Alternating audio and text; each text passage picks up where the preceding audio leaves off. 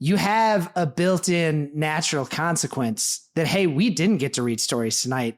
We ran out of time. It took too long to do all the things we needed to do. Also, that teaches delayed gratification. It's just like me with Chex Mix. Like, that's why I always eat pretzels first and save brown bread for last. Dude, what are you talking about? Brown bread's the worst. You mother... Okay, so let's record the intro now. So what did... Milkless. Because I think we start with the name. Two dads, we love our kids. But then we also need them to know that we're like pretty cool and it's not like a wimpy podcast. So, hey. Hey, Milkless. Hey, welcome. Hey, Milkless. Call the audience Milkless. What's up, Milkless? Max coming at you. What if that's it? That's our first take. On this episode of the podcast, Max and I sent each other problems that we have or things that we wish went better at our house. And we tried to come up with things we have figured out that make life go a little bit more smoothly with our kids. And we're going to share these with each other. This is a hot takes, y'all. Let's go. All right, Matt, today we're doing a hot takes episode. Yeah, I dig it. It's like, I usually don't believe in the idea of hacks because I think that life is like, you can't hack the important things in life, but there are just some, they're hacks. There's some things that make things easier. Some get out of jail free cards. And dude. Let's open up Felix's bag of tricks. Who the fuck is Felix? Felix the cat. I think it might have been a 1950s cartoon, but remember Felix the cat? I remember Felix the cat. I didn't know that he had a famous bag of tricks. Yeah. I'm going to open up my bag of tricks. And he opens it up and there's like a hammer in it. Anyway, here we go. Give me that beep. Boop. So one tricky thing I'm finding about summer is like you're always trying to find just shit to do with your kid. Here, it's hot as fucking balls. So just going to the park is not really an option unless you want to die out there. But everything else costs money. So you find something that's awesome. It's like we went to the aquarium. Oh, that's $75. Yeah. You take your kid to the arcade once and then all they want to do is go to the arcade because it's so fucking fun. But I'm going to lose my house in 25-cent increments. Yeah. You can't pay your mortgage with skee ball tickets. But our kid, honestly, we took him to Dave & Buster's, same thing. I'm like, can we go today? Can we go today? Can we go to Dave & Buster's? Can we go to the arcade? Every fucking day. And then we just had an epiphany, and it's a 2-word solution. Best Buy, baby. We take them there. There's a demo of every single game. It's like the best arcade in the world. And yours truly gets to do one of his favorite things, browsing USB cables, power banks. Does your kid put that on the Best Buy on the same level as like Dave & Buster's? Higher. Fuck. Man, do they have drones there? They have 7 models. I've had enough trips to Best Buy. I convinced myself I need a drone. Like, it was incredible. It was like an hour and his kind of arcade battery has been completely filled up. And Dave & Buster's is like not like the arcades back in the day from at the main mall. It's expensive as shit. Yeah, dude. Everything's expensive as shit now. And the fact that this is free is wild to me. Yeah, it is wild. Well, they probably expect you to buy something at the end, which is how you get them. Well, I did. I bought a USB 3.0 to USB-C, which I've needed. Ooh, that's nice. Oh, yeah. Nice dongle. Some CR2032s, those little circular. Yeah. I love those. Mm-hmm. You got CR2032s, CR2025s. Tasty. Next time your scale runs out of battery, it's like, hey, I got that, babe. Yeah. These are things that my wife is not impressed by. But I know some people out there would respect it. It is always shocking to me that having the right battery at the right moment doesn't get me laid more often. But it's nice for you. You know what it's making me think of actually is like a muscle that I had really well developed during COVID. Because we just my daughter wasn't in school. You couldn't go most places. Some of the things we did, we went to an empty high school parking lot and I let her drive the car when she was 2, sitting in my lap. So fun. We used to go to parking garages and just go up to the top of them and then look and see the view from there. Anything that is novel is just going to be interesting to them. And there's so much stuff that doesn't cost money that you wouldn't necessarily think of because you wouldn't call up your friend and be like, you want to go ascend a parking garage? Yeah. But with your kid, it's a great fucking time. And it's actually more original, more interesting, more creative than the thing you pay $75 just to be entertained by. 100%. That's why it's important to really think about what your kids would want, which is hard to do. It's like the curse of knowledge. Like we're adults now. It's hard to think that way. Like I bought and installed a rock wall for my kids thinking like, this is going to be awesome. Like they've really expressed no interest in rock climbing. And it has not been used except for the day I was installing it where they were annoying me because they kept trying to climb it while I was installing it. They haven't used it since. But to your point, we've been telling them stories about how back in the day in the 80s, you used to ride in the back of a pickup truck. And they're like, no. Yeah. And they asked if they could do that. And I was like, I stopped 100 feet from our driveway. I'm like, get in the back, guys. Hell yeah. They're like, what? And they got in the back. I drove 100 feet to our driveway and they've just like hooting and hollering like they just went skydiving. It was a funny interaction when they told their mother, like, Dad, let us ride in the back of the pickup truck on the way home. She's like, what? The look was good. But then once she heard that where it was from, she was actually super pumped on it. It's like the same thing with like kids play with the box more than they. But then they play with the toy inside. That's right. Yeah. Dude, I will still take any opportunity to ride in the back of a pickup truck. I mean, there's a little bit of like Texas redneck in there, but we get to do a lot of that on my wife's family. They live out in East Texas on land. And I mean, you just throw all the kids in the back of the pickup and just bump through the property. Oh, that's good. It's still great. It's still the most fun way to ride in a car. So fun. You put a couple of guns back there. You can take shots at rabbits out the back. Yeah. Remember your uncle or your uncle's friend? That's my dad. Like my dad used to do. Yeah. Get him, Paul. Dude, transitions are the worst, man. Like, how do you get your kid to go from the playroom over to go start brushing their teeth? Or, look, they're doing this, reading this book, but I need you to come put your shoes on. Like, honestly, this is the hardest thing for me. I'm constantly on top of them. Like, come on, guys. It's like, how the fuck do you get your kids from point A to point B? Yeah, sheepdogging, man. Yeah, it's the fucking worst. Yes. What I've started doing, I've stopped nipping at their heels and I've started trying to lead from the front. What I do, if I need to get my kids to the bathroom and they're in the playroom, I just go to the bathroom. And I bring as many people. I get the dog to come with me. I get the little sister to come with me. I get mom to come with me. And suddenly the party's in the bathroom. And I don't even tell them that they have to leave the playroom. I just tell them we're going back to the bathroom because it's that time. They will usually linger in whatever they're doing for like 2 or 3 minutes. But honestly, what it does is it gives them an opportunity to actually like finish what they were doing, which is often really important to my daughters. And if you're worried about that 2 or 3 minutes, it's really more about control than like getting done what you need to get done.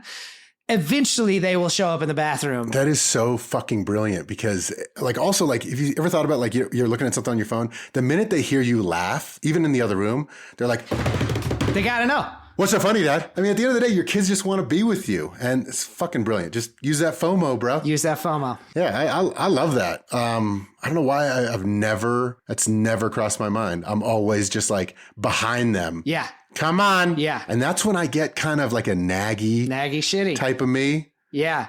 You know? Yeah. I had this super interesting experience the other day. So we all went for a walk in the road and my daughter asked if she could bring the dog and hold the dog on the leash.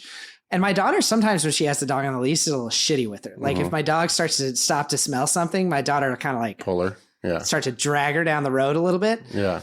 And then my daughter, not trying to be shitty, but it was an interesting window into her thought process and mine. She was like, well, I have to control Baba down the road because there's cars and stuff.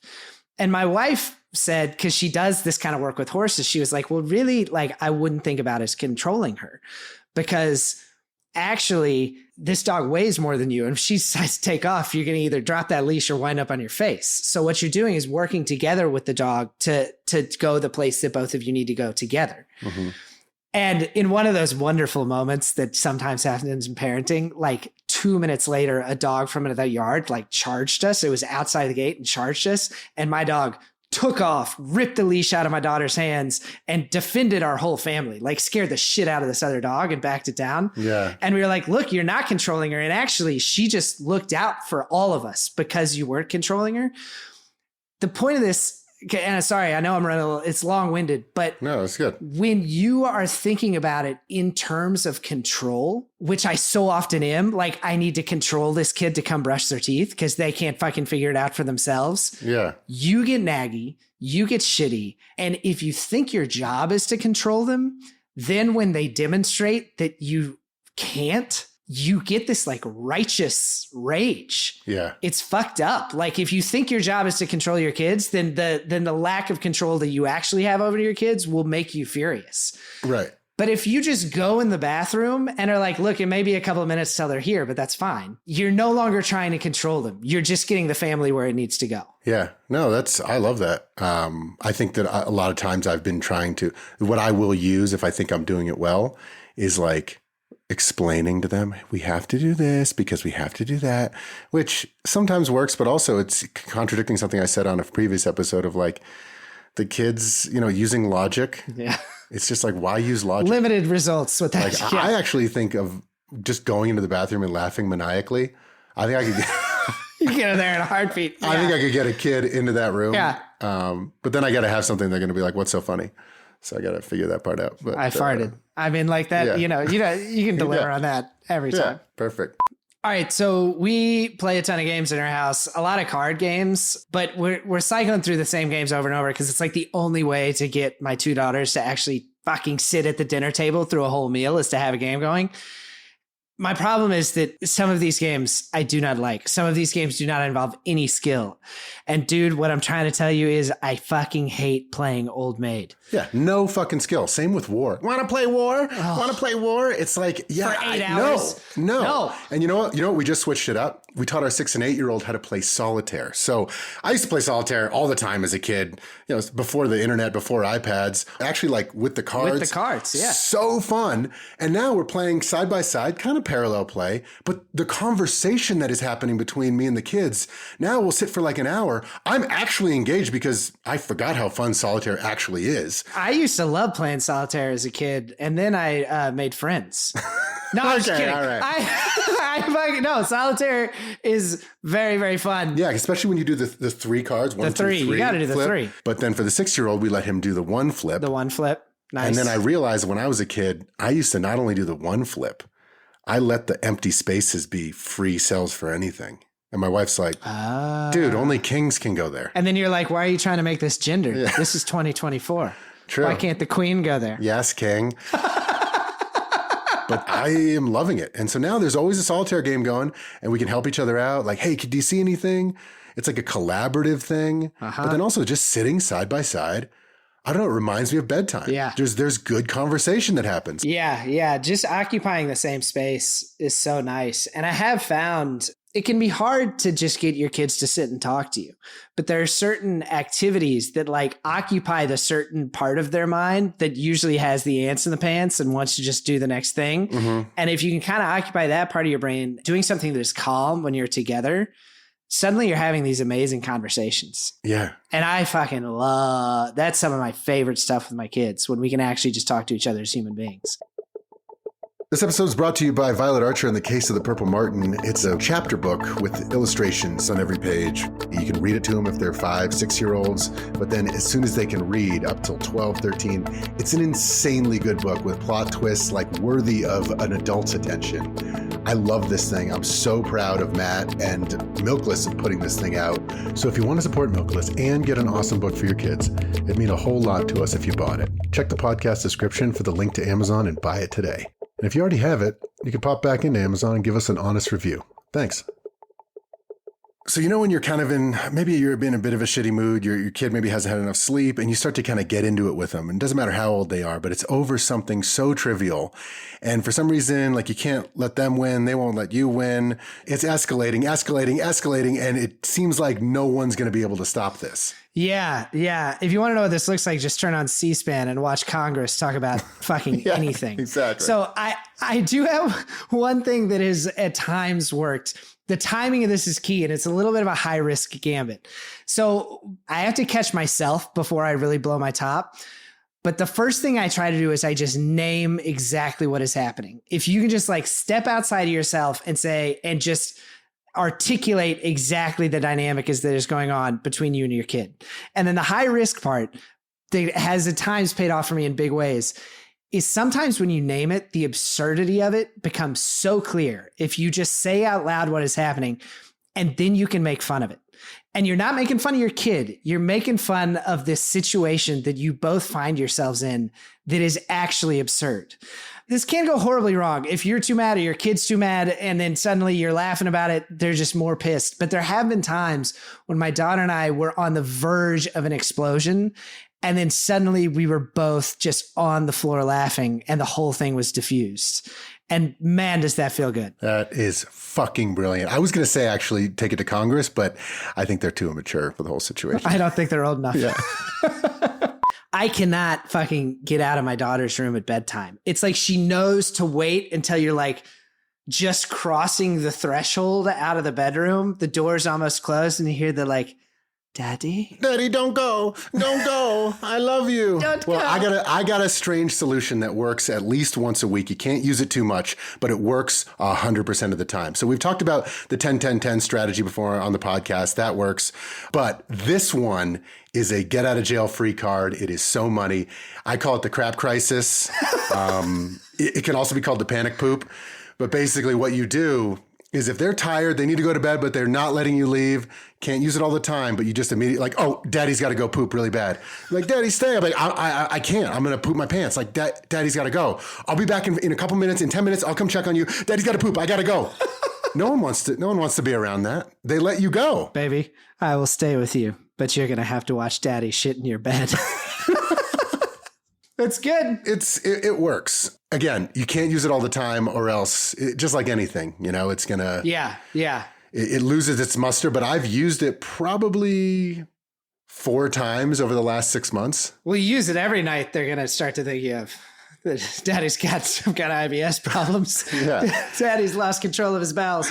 Yeah. Here's a question I have for you. Do you only use it on nights where you at least have to shit a little bit so it's not a total lie? Or are you comfortable just completely fabricating a shit? Completely lying. I think there may have been one time that I could feel that I had a tail. And I could feel small footsteps behind me and I had to divert from meeting my wife at the television, went towards the bathroom. Oh boy.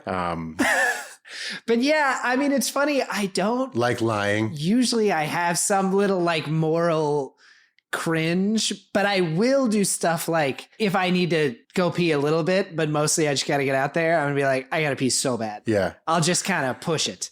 But also with the crap crisis, I've also used it at times where I feel like I'm about to blow. And about to blow in anger or about to blow out your ass? So basically they're like, I'm getting upset. So what do I have? I've already done a 45-minute bedtime. And because I can get stuck down there, I like reading a lot of books, singing songs. Sure. If I stay longer, then I am pushing to an hour bedtime, then an hour and 15. Like I've made a decision. This is how long this bedtime is. And this is what's happening. So I can sometimes try to explain with logic, Dad has to go, blah, blah, blah. Daddy loves you, do. And sometimes that works. And then the 10-10-10, I'll be back in 10 minutes to come check on you. Do you want me to check on you? That works like 9 out of 10 times. And that's like the goal. But just sometimes it's a powder keg and I can feel it's going to blow. And the only other thing that in that non-empathetic state I can think of doing is like either screaming at them or just like, Dad's going. And then I leave and then my wife needs to sub in or something, you know? Yeah. And it's like, look, this is not ideal. And I'm sure, child psychologists are like, what is wrong with this guy with the phony fecal? Well, it is something they understand. Like they know what it means to have to go so bad and to be worried you're going to shit yourself.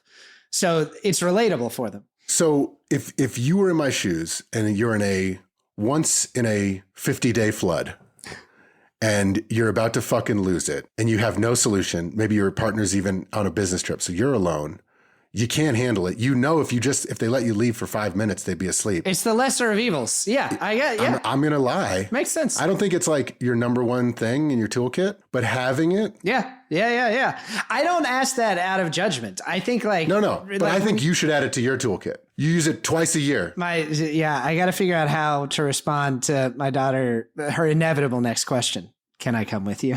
So that has happened. But you need to make it sound so urgent where it's like, no, that is stomach ache. No, you can't come. And it's going to be really bad. I got to go. And you just run out of there. So, man, I got some techniques to get kids to do what you want them to do, like role playing or explaining logic to them or screaming at them and then feeling immense guilt and shame afterward. But, there's lots of different, I want to kind of fill out my quiver, because what I don't like is, especially when they drag their feet and they're kind of being all mopey, and it's like, it makes me feel like they're not appreciating the work I'm doing, which is a shitty thing for me to feel. So I'm always trying to look for more ways to get kids to comply. I know you're not a huge fan of that word, but do the things that they have to do. So work the program. Yeah. Yeah. How do you get your kids to do something that they don't want to do? Yeah, I try to never have a task that I know my kids are going to push back on and not want to do that doesn't have something that they're going to kind of enjoy right after it. Like, I know that if at bedtime it's okay, we've done everything fun for the day. Now we just got to get in PJs and brush teeth, and then we're going to climb in bed and go to sleep. That's all going to be a nightmare. It's going to be more pulling teeth than brushing teeth. So at the end of every night, after all the shitty stuff, we're going to read stories, or we're going to lie in bed and talk and listen to music for 15 minutes. Yeah, and you dangle that. Yeah. You dangle that. So, and not only can you dangle it as like, hey, as soon as we're done with this, we get to go to this thing, and we can't do this thing until we're done with this. On those times when they just really won't fucking do it, you have a built-in natural consequence that, hey, we didn't get to read stories tonight because we ran out of time. It took too long to do all the things we needed to do. Also, that teaches delayed gratification. It's great. And it's just like me with Chex Mix. Like, that's why I always eat pretzels first and save brown bread for last. Dude, what are you talking about? Brown bread's the worst. You motherfucker. Oh, man. Sorry for slandering brown breads. No, it's good. I mean, getting them to brush your teeth, the stories are after, and I like the connected consequence. Yeah, because we're always talking about like what's the difference between punishment and connected consequence, and that the connected consequences are much better because they are related to the action. And you just have that built in. It's like the reason that we're not reading stories tonight, it's not punishment. I'm not like taking away your stories to be an asshole. It's that we ran out of time, because all day long you were sprinting from one activity to the next. And then as soon as it was time to brush your teeth, you started moving like a fucking injured tortoise. Like, that is the thing that gets me, is how fast they are until they don't want to do it. And then they're so fucking slow. Oh, the moping. Oh my God. It's like the arms down at the sides and the feet are just dragging. The Charlie Brown music. Yeah. And that also triggers a thing in me where I don't like, upsetting my kids. So then I'm like dancing like a court jester. Yeah, dude. But that's a life lesson, is you get the shit you have to do out of the way. And the faster you get it out of the way, the quicker you get to the part that you like. Yeah, brown bread. This episode of Milkweed is brought to you by Violet Archer in the case of the Purple Martin. Thank you. Bye.